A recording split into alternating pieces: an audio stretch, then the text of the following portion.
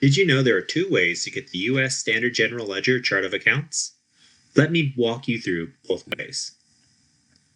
The first method, we just go and Google the TFM USSGL.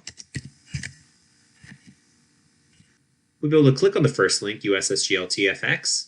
It's going to take us to the current TFM.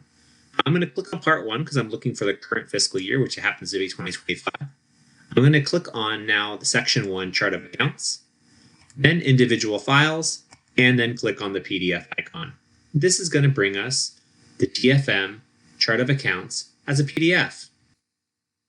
Now the second method involves using Excel. So we're going to once again Google TFM USSGL. I'm going to click on the second link here for the U.S. Standard General Ledger from Treasury, and I'm going to scroll down to the resources section. Here you'll see a GTAS TFM API. I'm going to click on this link to get our web address.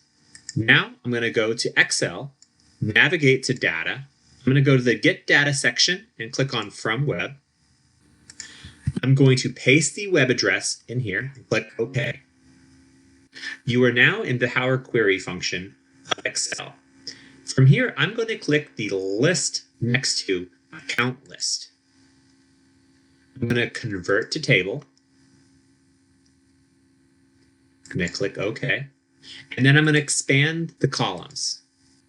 This is going to give us our chart of accounts. I'm going to close and load. And now we have the chart of accounts in Excel. This will allow you to quickly navigate, filter, and even use other Excel functions. So there you have it. 2 methods to get your chart of accounts. Hope you like it. Let me know what you plan on using it in the comments.